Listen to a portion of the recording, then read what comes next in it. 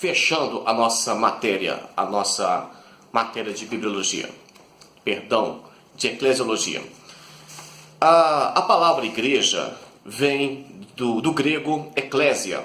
O que é eclésia? Eclésia era uma assembleia, é uma assembleia. Aí você aprendeu que significa chamados para fora. Só que isso aí vai de raiz de palavra. Por exemplo, uma palavra no dicionário, ela vai ter um significado, mas vai ter um significado 2, 3, 4, 5, que é outro significado que tem. Mas literalmente, para resumir, para parar com o problema, eclésia é igreja. Eclésia é assembleia. A eclésia grega, ela tinha alguns requisitos para ser membro. A idade, tinha que ser livre, me parece que tinha que ser homem, sexo masculino. Então, não era uma assembleia aberta para todo mundo. Já a ideia de assembleia cristã, eclésia cristã, é uma religião aberta para todo mundo que quiser vir. Todos vinham, prostitutas, mulheres, viúva, órfão. A igreja abraçou todo mundo, por isso que ela cresceu muito. A outra ideia que tem, eu falei na aula anterior, que sinagoga tem ideia também de assembleia, mas sinagoga na ideia de hebraico, na ideia dos hebreus. E eclésia, igreja, na ideia de, na língua grega. Beleza? Então aprendemos isso aí. Igreja é eclésia no grego, que significa assembleia. Tudo bem? Isso aqui resume o assunto. Quando a igreja começou a ser perseguida, nos primeiros séculos da igreja, mais ou menos no ano 56, 68, você vê que o cristão, a religião cristã sendo perseguida. É tanto que no livro de Apocalipse tem muitas profecias que entende-se que era para os imperadores romanos, imperadores de Roma, né, que mudavam. Então, eles foram perseguidos, mas tolerados. Eu já disse em outra aula que os romanos, eles eram muito tolerantes com questão de religião. Eles eram tolerantes com essa questão. Só que depois, o Império Romano começou a entrar em decadência. Então, eles precisavam de mais soldados. Os bárbaros estavam invadindo tudo e fazendo a maior bagunça. E vamos falar sério, ninguém gosta de país que manda nos outros, não é? É muito comum você perceber que muita gente não gosta dos Estados Unidos, porque eles se diz ser o dono do mundo, se diz que Deus colocou eles para governar o mundo, entre outras coisas. Gosta de meter a colher de pau enferrujada em tudo, mas antigamente também era assim. As pessoas toleravam Roma, mas não gostavam de Roma. Os judeus toleravam Roma, mas queriam que ela saísse de Israel. O que acontece com isso aqui? Agora Roma precisava de aumentar o seu exército para enfrentar os bárbaros. E os cristãos não queriam entrar para o exército de Roma. Eles se opuseram. Eles não concordavam em chamar o imperador César de César. Eles diziam, porque César significa Senhor, e eles diziam que Senhor só existe um. Eles tinham um rei que era Jesus Cristo, e o rei de Roma eles não serviriam, não adorariam e nem chamariam de César. Poderia chamar de outro nome, não de César. E isso fazia mais irritação contra o povo de Israel, contra a religião cristã, na verdade. Porque quando começou a igreja cristã, a eclésia cristã, começou no dia de Pentecostes. Começou no livro de Atos, no capítulo 2, no dia de Pentecostes. Foi um dia especial, porque era uma festa que tinha pessoas do mundo todo. Inclusive, quando fez o apelo, foi a maior conversão da Bíblia. As pessoas se converteram aceitaram e levaram para o mundo, porque as pessoas que estavam lá, por exemplo, de Chipre, da Capadócia, quando eles saíram dali, eles levaram a história: olha, aconteceu um evento lá, aconteceu no dia de Pentecostes, aconteceu lá um fenômeno, e eles saíram levando essa história para o mundo afora. Foi uma bomba, bum, explodiu a história do dia de Pentecostes, do batismo com o Espírito Santo, lá no livro de Atos 2. Ali começa a igreja, ali começam os crentes. Até então era só o fundamento dos apóstolos, que nós aprendemos em outras aulas. Era só Jesus instruindo as pessoas, dizendo: olha, tem que ter batismo, tem que ter santa ceia.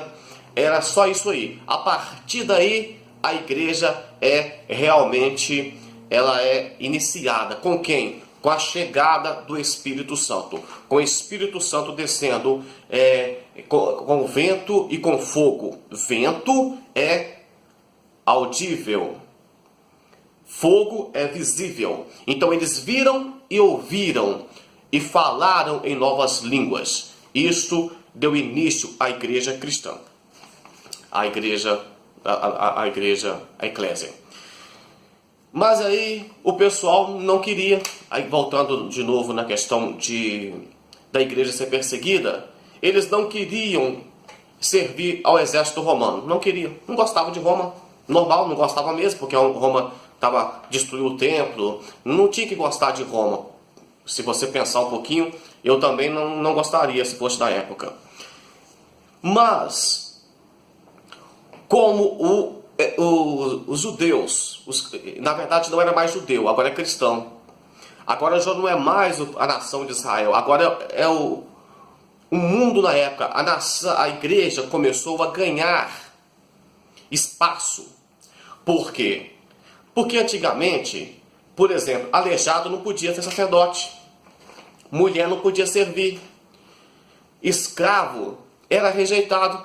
Agora a religião cristã, ela abre o braço para todo mundo que queria vir. Então as pessoas vêm. Os escravos são recebidos, as viúvas e os órfãos, eles não são apenas recebidos, mas a Bíblia diz que a religião, a igreja verdadeira, é aquela que apoia os órfãos e as viúvas. Então eles têm apoio, eles têm uma identidade social, eles têm agora um grupo, eles fazem parte de um novo grupo, eles fazem parte da igreja. É um grupo perseguido? Sim, mas é um grupo que eles fazem parte. Hoje você vê pessoas brigando: eu sou máfia azul, eu sou galocura, E as pessoas querem fazer parte de uma organização, elas querem fazer parte de um grupo. Quando a igreja também começou, as pessoas queriam fazer parte da igreja, queriam fazer parte dessa família que deve ser a igreja. O que acontece aqui? Então, quanto mais perseguia a igreja, mais a igreja crescia. Quanto mais perseguia, porque, por exemplo, por que a igreja está sendo perseguida? Está sendo perseguida porque eles não querem se sujeitar a Roma. Eles não querem servir a Roma. Eles são a esquerda. Eles são subversivos. Então, a maioria da população começou a gostar. Opa, a igreja é contra Roma, então eu sou da igreja. E começou a crescer a igreja. Então o imperador de Roma, Constantino, percebeu que a igreja estava ganhando muito espaço e que Roma estava perdendo espaço. O Império Romano vai cair. Isso aí era evidente que ia cair. Era muito dinheiro com guerra, era muito poder espalhado. Então eles perceberam que ia cair como um jogo de dominó. O que o imperador Constantino faz? Ele resolve aqui. O imperador Constantino resolveu usar politicamente para fortalecer o seu império. Sobre a inspiração de um lema: um Deus no céu e o imperador na terra. Então, no ano de 313, o Edito de Milão, lei que garantia a liberdade para cultuar qualquer Deus. Então observe que não foi tipo assim, esse Edito de Milão, essa lei, ela não foi só para a nação, para o Deus de Israel, para o cristianismo, não. Ela foi para qualquer Deus. Então, o que o imperador de Roma estava fazendo aqui? Ele estava, de certa forma, tentando agradar a religião, a todos os homens. Porque você toca, às vezes, na família da pessoa e a pessoa fica calada. Acontecia muito isso. Toca, por exemplo, no emprego, na liberdade da pessoa e essa pessoa não reage. Mas quando você toca na religião da pessoa, ela reage. Quando você toca no Deus da pessoa, ela costuma reagir. Então, o que ele fez? Do mesmo jeito que Herodes construiu um templo para que os judeus aprovassem ele, agora estão fazendo uma lei, o Edito de Milão, para que todos os povos com as suas religiões apoiassem Roma. Não, Roma permite que nós adoramos o nosso Deus. Então, Roma tem uma religião. Roma, no caso, aceita o nosso Deus, faz parte da nossa família, mas era qualquer Deus. Então, e depois a religião de Roma, no caso, veio a ser o cristianismo como religião oficial. Algumas pessoas dizem que o imperador se converteu ao cristianismo, outros dizem que ele não se converteu ao cristianismo coisa nenhuma, ele só queria garantir o poder, e até hoje nós temos Roma como um império de religião. Nós temos hoje Roma, quando fala de religião, de católico, apostólico, romano, nós falamos de Roma, não é? E depois a própria igreja, os próprios padres estudiosos na época, porque Martim Lutero, por exemplo, que era formado em teologia, ele começou a questionar a igreja. E houve a reforma protestante. Ele não dividiu a igreja, ele apenas reformou e a igreja o abandonou. É assim que funciona. Então começou a igreja protestante. Por que protestante? É que protesta contra aquilo que é errado. Porque acha que se algo está errado, então ela fala, isso está errado, não pode ser assim, isso é protestante. Por isso que nós somos hoje cristãos protestantes. Tem os cristãos católicos romanos. Porque a igreja de Roma se tornou fez da igreja cristã uma religião oficial. Tudo bem? Pessoal, fica por aqui. Qualquer coisa, estamos à disposição aí. Pode comentar debaixo aí do vídeo aí. Depois que eu ler e aprovar o seu comentário, eu responder, ou pelo WhatsApp, ou seja lá, de qualquer forma. É um grande prazer estar com vocês. Deus abençoe e até a próxima matéria.